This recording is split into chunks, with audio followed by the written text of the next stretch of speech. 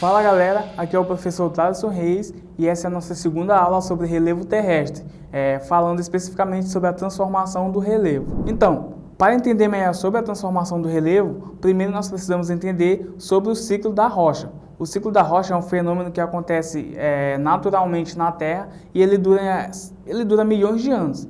Ele dura milhões de anos e ele é um ciclo infinito, ele é cíclico e infinito. Assim como, por exemplo, nós temos o ciclo da água, nós também vamos ter um ciclo das rochas.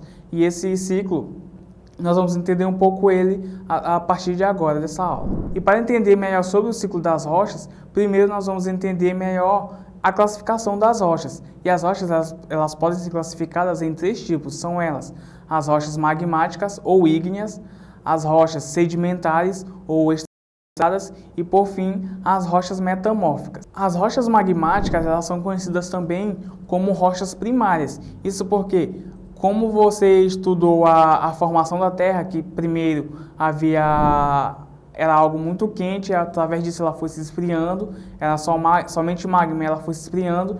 Então, esse processo de esfriamento das rochas justamente são as rochas primárias, que são as rochas magmáticas, as rochas ígneas. Então, ela é justamente a origem de todas as outras rochas. Então, um outro processo que nós vamos obter também as rochas magmáticas são justamente as rochas que são expelidas quando há o processo de vulcanismo. O vulcão ele expele as lavas e quando há esse resfriamento, aquilo formam as rochas, que são justamente as rochas magmáticas. Há também as rochas sedimentares, que são justamente são rochas que elas são formadas a partir da erosão, que elas são formadas a partir do intemperismo dessas rochas primárias. Então, há, por exemplo, as rochas primárias, que são as rochas magmáticas, e quando elas passam pelo processo de intemperismo, de erosão, formam também as rochas sedimentares, que são formadas justamente a partir de sedimentos.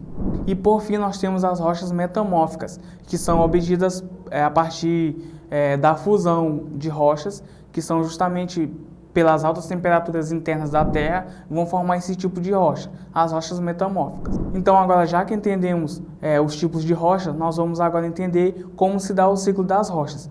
E o primeiro estágio desse ciclo das rochas vai ser justamente o magma. O magma é o ponto inicial desse ciclo. Isso porque, internamente, a Terra ela é formada pelo manto terrestre, por exemplo, que ele é formado justamente por uma pasta de fogo, que quando há o processo de vulcanismo, esse magma ele é expelido e a partir disso, quando chega aqui na superfície terrestre, ela vai se esfriando e também vai cristalizando e daí vai formando as primeiras rochas, que são as rochas magmáticas. Então, aí já parte para o segundo processo, que é justamente esse processo de cristalização, que é a segunda fase desse ciclo da rocha. E após a cristalização, a próxima fase que vai acontecer é justamente a erosão, que é justamente o desgaste das rochas. Então, de acordo com o passar dos anos, essas rochas elas vão se desgastando devido aos agentes externos, devido aos agentes erosivos, como, por exemplo, o vento, a água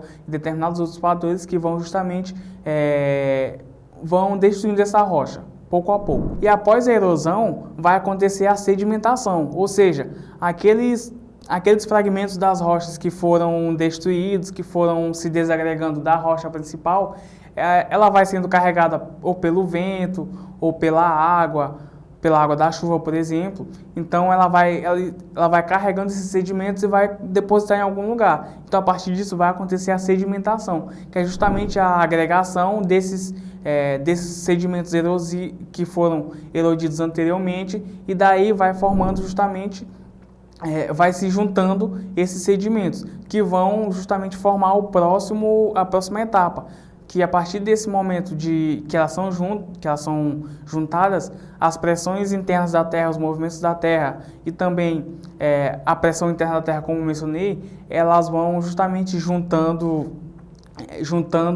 essas rochas e vão também fazendo com que elas virem rochas metamórficas. Então, essa pressão interna da Terra, ela vai gerar as rochas metamórficas. E, por fim, depois de ter virado rocha metamórfica e ter passado por todo esse ciclo, ela vai novamente para a parte interna da Terra, formando, então, quando ela entra em contato com as partes mais quentes da Terra, que é internamente, ela vai novamente virar magma, ela vai novamente se derreter e virar magma, e aí vai gerando esse ciclo que é infinito. E vale ressaltar que esse ciclo, ele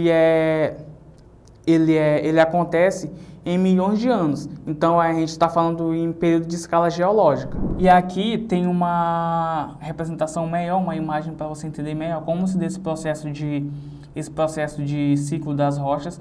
Aqui você vê o magma. Então a partir de que o magma é expelido, vai haver a cristalização, e depois da cristalização a formação das rochas magmáticas, depois o processo de erosão. Aí depois da erosão vai ocorrer a sedimentação, que formam as rochas sedimentares, e por fim, com a pressão da terra, vai gerando as rochas metamórficas, que novamente voltam para a parte interna da terra, fazendo a fusão com o magma e se tornando magma novamente, e assim vai gerando esse ciclo. E agora nós vamos falar sobre os agentes internos das transformações do relevo. E os agentes internos da transformação do relevo, que são justamente os que vão causar principalmente o ciclo da rocha também, eles vão atuar no interior da Terra. Então, eles são conhecidos também como agentes endógenos da Terra. Isso porque os principais agentes internos são justamente os movimentos de placas tectônicas, as erupções vulcânicas e também os terremotos. Então, esses agentes internos da Terra, eles têm um grande poder sobre a modificação do relevo terrestre. Então, em algumas aulas anteriores, como por exemplo na aula que nós falamos sobre a formação da Terra e os agentes internos da Terra, sobre a formação interna da Terra, nós estudamos também que as placas tectônicas, os terremotos e também os vulcões, eles têm um grande poder, eles têm uma grande influência sobre a formação externa da Terra, sobre o relevo externo da Terra, que é justamente os resultados desses agentes internos. Então, mais uma vez você vai notar que os agentes internos da Terra, que as forças internas da Terra, elas vão influenciar diretamente aqui a superfície terrestre. Isso porque, por exemplo, o encontro de placas tectônicas vão formar montanhas, vão formar cordilheiras, uma determinada quantidade de relevo, como por exemplo, já mencionei em algumas aulas anteriores, as montanhas do Himalaia, também a cordilheira dos Andes, uma determinada camada de montanhas que existem no mundo, que são justamente geradas através de movimentos internos da Terra, do encontro de placas tectônicas. E também a formação de depressões, que são justamente o afundamento, que são justamente as áreas mais baixas da Terra, elas podem acontecer por agentes internos, que são justamente o afundamento da Terra através de processos erosivos, ou também de movimentos de placas tectônicas, ou da própria dinâmica interna da Terra, que vai gerar esse afundamento de uma determinada região, causando assim as depressões, que podem ser relativas, dependendo da intensidade, elas podem ser relativas ou podem ser absolutas, que quando vão se tornar tão baixas a nível e vão ficar abaixo do nível do mar.